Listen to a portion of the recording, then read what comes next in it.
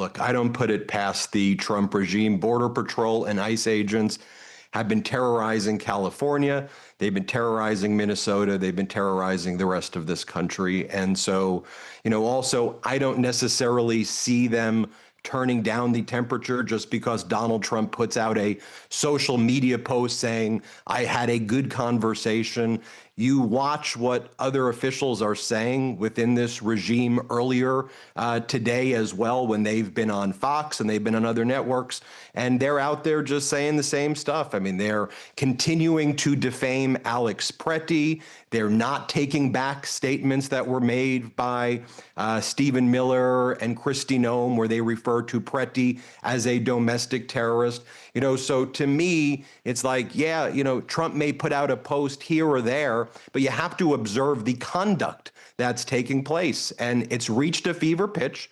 The American people, I don't believe it's even a political issue. It's not a Democrat, Republican, independent thing. It's a good versus evil thing. It's, are you okay with masked agents going around terrorizing people, infringing on your First Amendment rights, your Second Amendment rights, the 10th Amendment rights of states' rights, right? We should all agree that these are constitutional rights, and they're out there terrorizing people. It's why people across all political parties are pissed. But look, here's the thing.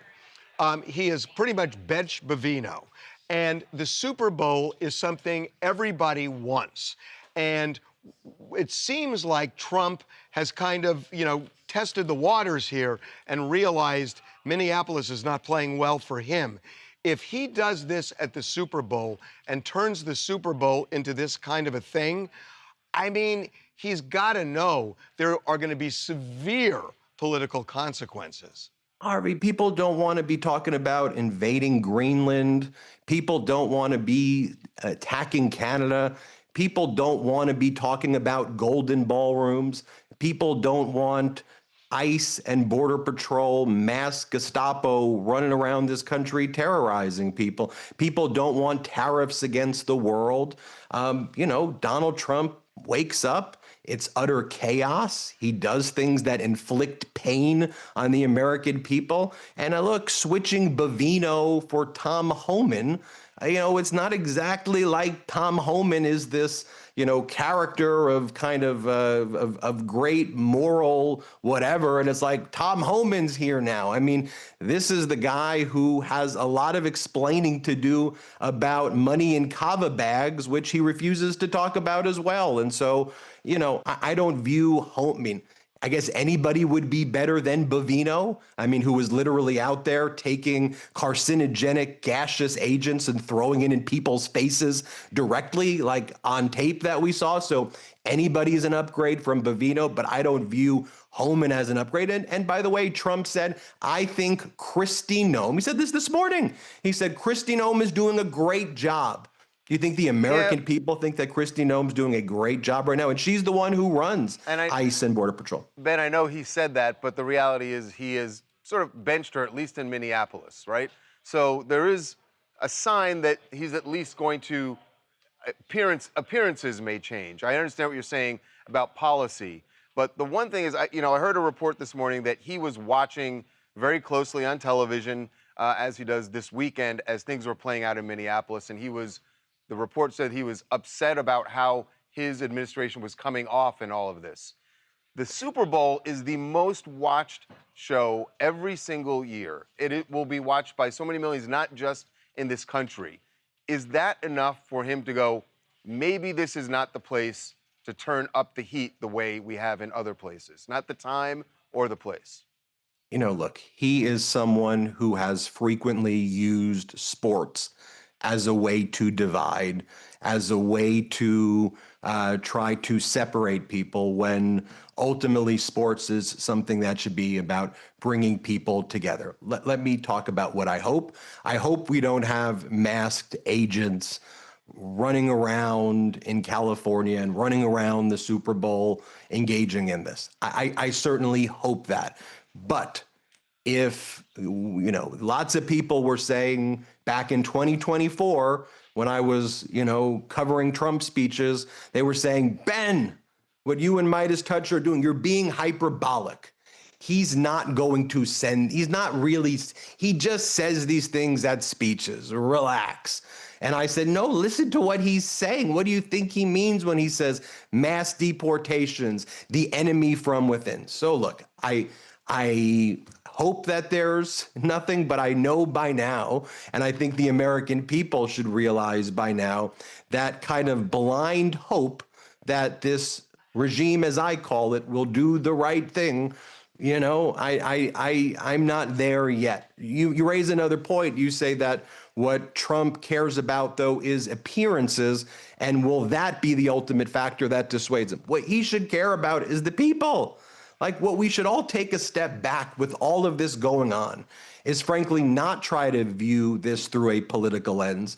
And this is what I try to do on our YouTube channel at Midas Touch, is just say, let's just take a step back and ask, as human beings, what are we doing here? What's the purpose of a government?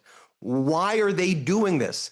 People can't afford things. People want health care. People want to afford a home. People want to go to sports events with family members. That's what people want to do. They don't want this stuff. You're right. That's why Trump's approval right now is like the worst ever in modern presidential history. People don't want this. So I hope you're right. But one of the things that we've learned is that there's frankly no bottom to this administration. Okay, final thing. Let's take DHS at its word that they will send people to the Super Bowl. We've had a big debate in this office on whether they would simply be on the perimeter and, nab people there, or they would actually go inside.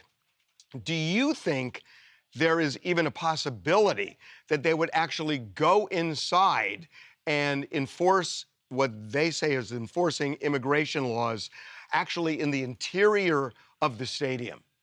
I think, sadly, we have to take very seriously this administration, this regime.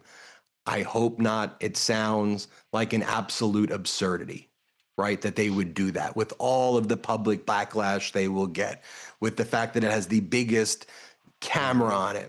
But I still think that one of the things we have to recognize is that so much of what we've seen already over this past year and January are things that I think no American would think could happen on our soil here.